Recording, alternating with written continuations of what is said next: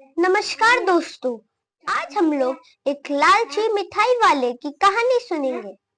दीनपुर गांव में सोहन नाम का हलवाई रहता था। वह खूब बढ़िया और स्वादिष्ट मिठाइयाँ बनाने के लिए जाना जाता था। इसी वजह से उसकी दुकान पूरे गांव में मशहूर थी। पूरा गांव उसी की दुकान से मिठाई खरीदता था।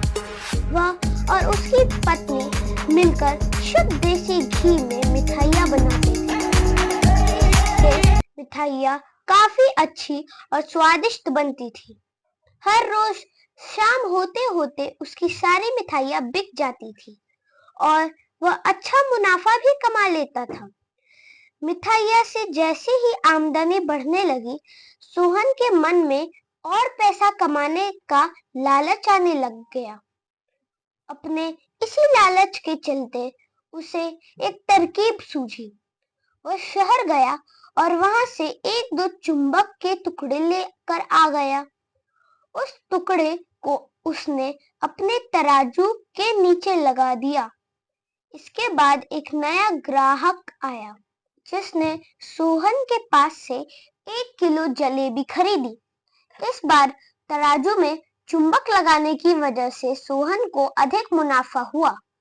उसने अपनी इस तरकीब के बारे में अपनी पत्नी को भी बताया, लेकिन उसकी पत्नी को सोहन की चालाकी अच्छी नहीं लगी। उसने सोहन को समझाया कि उसे अपने ग्राहकों के साथ इस तरह की धोखेबाजी नहीं करनी चाहिए, लेकिन सोहन ने अपनी पत्नी की बात बिल्कुल भी नहीं मानी। वह हर रोज तराजू के नीचे चुंबक लगाकर अपने ग्राहकों को धोखा देने लगा। इससे उसका मुनाफा बढ़कर कई गुना अधिक हो गया। इससे सोहन को काफी खुशी मिली। एक दिन सोहन की दुकान पर रवि नाम का एक नया लड़का आया। उसने सोहन से 2 किलो जलेबी खरीदी।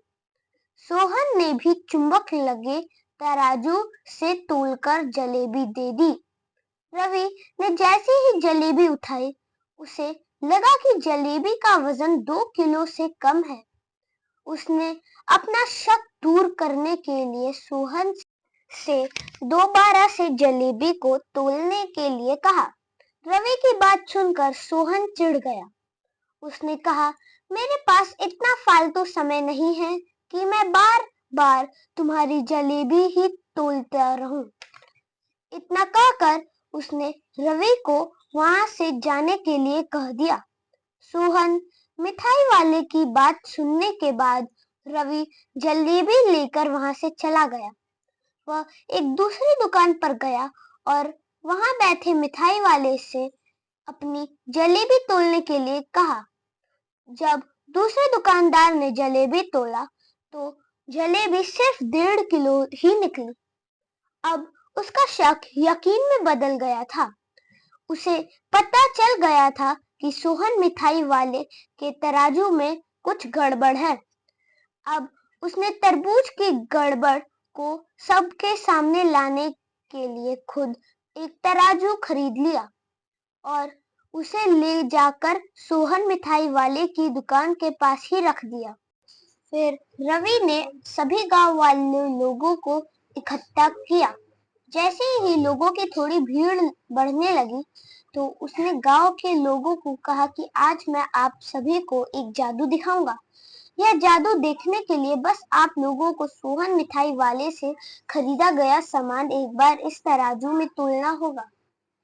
अब आप लोग देखेंगे कि कैसे सोहन मिठाई वाले के तराजू में तोली गई मिठाइयाँ इस दूसरे तराजू में अपने आप ही कम हो जाती है।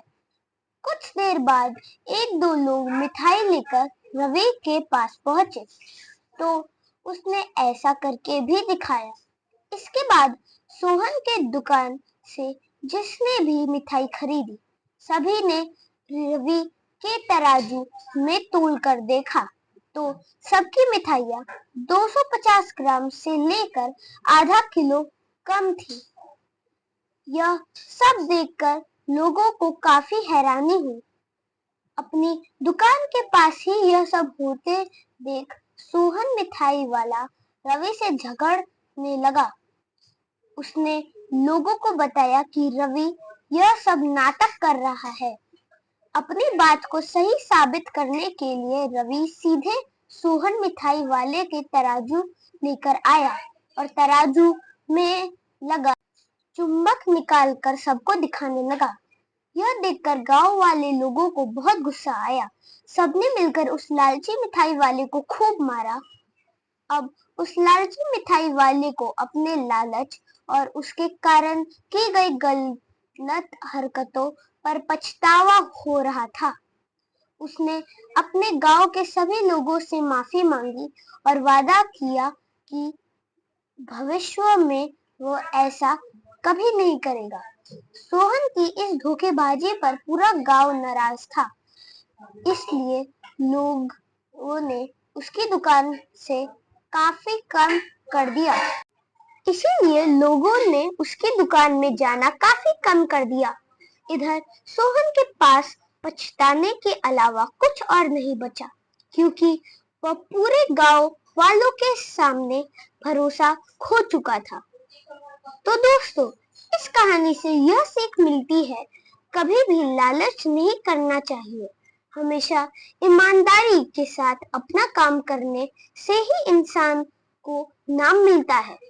लालच के चलते भले ही कुछ समय के लिए अच्छा फायदा हो, लेकिन इससे इज्जत और आत्मसम्मान दोनों कम हो जाता है। हमें आशा है कि आपको हमारी यह कहानी पसंद आई हो। रोज ऐसी ही कहानियां सुनने के लिए हमारे चैनल को लाइक और सब्सक्राइब करना मत भूलिएगा। और इस कहानी के बारे में आपके क्या विचार है, कमेंट बॉक्स में जरूर बताइएगा। धन्यवाद।